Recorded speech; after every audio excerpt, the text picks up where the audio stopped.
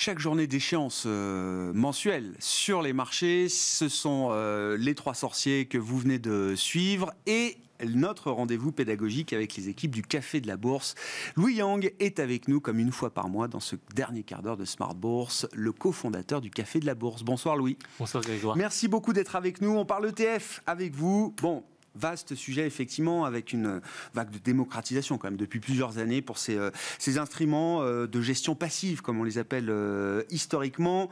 Il fallait bien un ouvrage pour expliquer à vos auditeurs, téléspectateurs, à nos auditeurs, téléspectateurs et à ceux qui vous suivent sur les sites du Café de la Bourse, il fallait bien un ouvrage pour prendre la mesure et la profondeur justement de ce que investir dans les ETF implique aujourd'hui. C'est ça, Louis? Oui, tout à fait. C'est un domaine très vaste. Effectivement, ça s'est beaucoup démocratisé et aujourd'hui, on a eu beaucoup d'interrogations. Enfin, aujourd'hui, ces dernières années, on a eu beaucoup d'interrogations de notre audience, de nos lecteurs et donc on a voulu synthétiser l'ensemble dans un ouvrage pour proposer aux investisseurs particuliers de les accompagner avec un livre pédagogique et pratique sur les différentes approches qu'on peut avoir avec les ETF et comment mettre en place une stratégie d'investissement qui correspond à votre profil de risque. Bon, investir avec les ETF, comprendre et utiliser les ETF dans vos stratégies d'investissement. C'est ça l'intitulé exact de ce e-book. Tout à fait. On trouve en vente en ligne sur les librairies en ligne, c'est ça,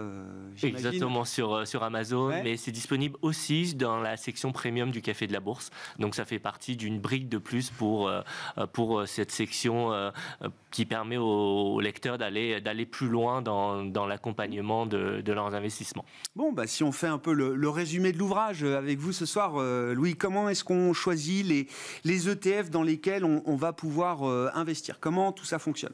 Alors déjà, la première chose à faire, évidemment, il y a beaucoup de critères, mais le premier à prendre en compte, c'est le sous-jacent. Donc le sous-jacent que l'ETF va traquer. Et ça va dépendre de votre stratégie. Vous pouvez aller, alors le plus simple, c'est d'aller sur des grands indices, le CAC 40, le S&P 500, le DAX. On peut aussi vouloir une approche globale et du coup prendre un ETF World où on va être sur des actions du monde entier. Donc ça, c'est une première possibilité. On peut vouloir aller sur des ETF sectoriels et du coup se positionner sur des secteurs comme le luxe, la tech, le secteur bancaire, etc. C'est une autre manière. Autre manière intéressante, c'est d'avoir des ETF thématiques qui se développent beaucoup ces dernières années, donc sur des thèmes porteurs, des méga trends type l'ISR ou l'intelligence artificielle, ou ça peut être des thèmes plus classiques comme les dividendes. Il y a quand même et ça vous l'avez suivi comme moi j'imagine, oui, une granularité qui s'est mise en place dans cette industrie, c'est-à-dire qu'effectivement, historiquement, l'ETF, c'est les grands ETF, c'est sur l'or, sur le S&P 500, etc. Aujourd'hui, on en vient à pouvoir traquer, comme vous dites, des tendances, des thématiques très précises. Il y a vraiment beaucoup de granularité dans cette industrie. Oui, il y a de plus en plus d'indices dédiés qui permettent d'avoir des trackers dédiés, et c'est vrai qu'on peut avoir du coup des stratégies d'investissement de plus en plus sophistiquées. On peut avoir justement ces ETF Smart Beta qui vont être positionnés vraiment sur des stratégies. Par exemple, on peut se dire qu'aujourd'hui, il commence à y avoir des valeurs sous-cotées. Donc, vouloir avoir un ETF avec une approche value pour aller identifier ce type de valeurs.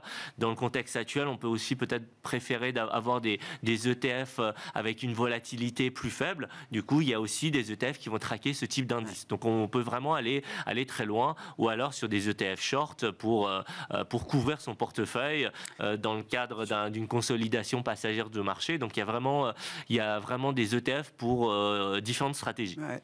N'oublions pas, au début, historiquement, c'était des produits de couverture, notamment pour les investisseurs institutionnels. Comme vous dites, ça servait à couvrir des portefeuilles. Alors, en étant short ou long, tout dépendait du positionnement de son portefeuille, mais on peut shorter le marché à travers des ETF. Et puis, on peut accéder à des classes d'actifs qui sont plus uniquement des classes d'actifs equity, actions. Oui, exactement. On a vraiment, vous venez de le dire, les matières premières. Enfin, on peut vraiment avoir un ETF sur tout type de sous-jacent. Et c'est ça qui est intéressant, parce qu'aujourd'hui, on n'est plus dans l'approche, le contexte a changé. Donc très clairement, on a des ETF qui vont permettre de se positionner sur le marché obligataire. C'est important d'y être actuellement. On peut être sur même sur le private equity, bientôt sur le Bitcoin spot. A priori, on en parle beaucoup en ce moment. Peut-être pour le début de l'année prochaine. Voilà. Donc vraiment, on peut se positionner sur un ensemble d'actifs, quoi. Exactement. Ouais, c'est incroyable de voir effectivement la dimension que cette industrie a prise et comment elle s'est diversifiée effectivement pour devenir une industrie très globale et proposer une offre très globale aujourd'hui, toutes classes d'actifs confondues. Quand il faut choisir, bon, on a choisi le sous-jacent, les différents types d'ETF, les différentes formules qui existent. Qu'est-ce qu'il faut regarder quand on veut choisir un ETF plutôt qu'un autre, parce que des ETF sur le S&P 500, vous allez en trouver plein, des ETF sur des thèmes spécifiques, vous allez en trouver plein, avec plein d'émetteurs qui vont proposer des dividendes. Ouais. Qu'est-ce qui caractérise le produit ETF, le fonds indiciel, et quels sont les critères qu'on peut avoir pour choisir? Effectivement, il y a de nombreux critères, et il faut savoir bien comparer les ETF pour choisir le bon ETF, surtout lorsqu'on est un investisseur moyen-long terme, parce qu'on a vocation à le garder longtemps. Donc les premiers critères à prendre en compte, ça va être l'émetteur, le sérieux, l'historique de l'émetteur. On peut regarder évidemment la capitalisation, privilégier les plus grosses capitalisations qui vont permettre généralement d'avoir une belle liquidité aussi. Donc ça, c'est des critères pour choisir un ETF.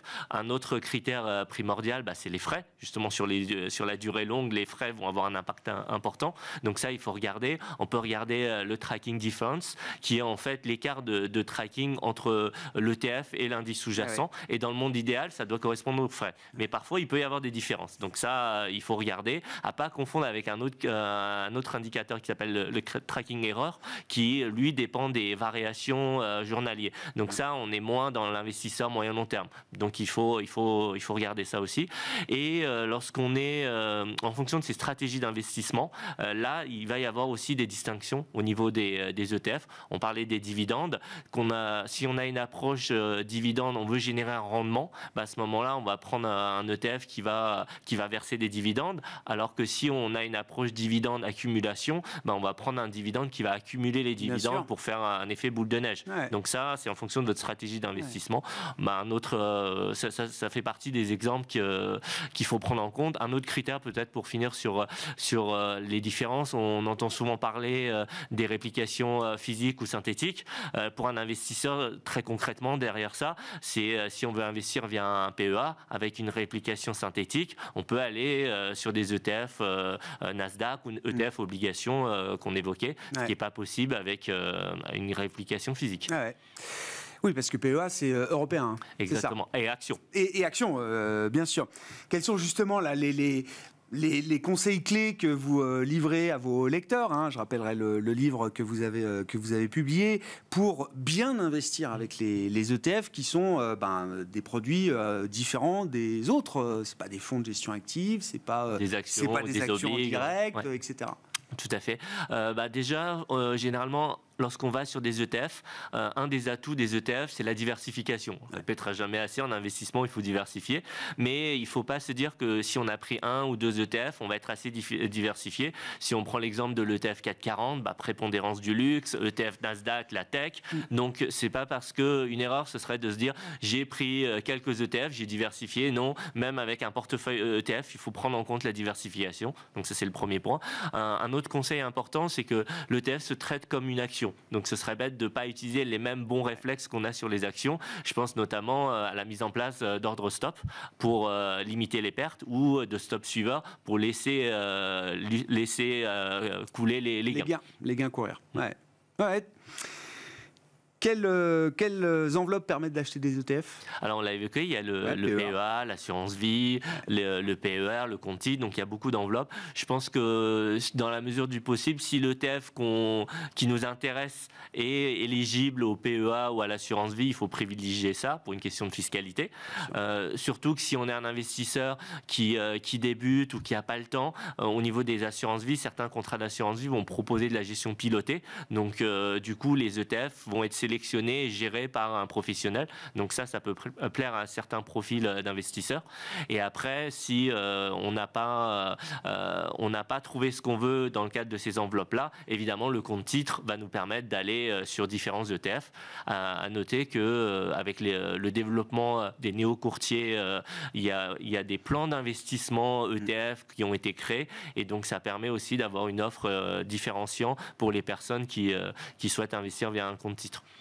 Investir, bien investir avec les ETF, comprendre et utiliser les ETF dans vos stratégies d'investissement. Voilà donc l'ouvrage qui a été publié récemment par le Café de la Bourse, les équipes du Café de la Bourse. C'est un livre numérique que vous retrouvez entre autres sur Amazon ou dans le cadre de l'abonnement Premium, si vous êtes abonné Premium du Café de la Bourse. Merci beaucoup Louis. Louis Yang qui était avec nous une fois par mois, notre rendez-vous pédagogique avec les équipes du Café de la Bourse dans Smart Bourse sur Bismart. Voilà pour cette édition. Bon week-end, on se retrouve lundi à 17h bien sûr et également à 13h30. Ne l'oubliez pas, en direct pour le plan de trading de Smart Bourse avec les équipes d'IG.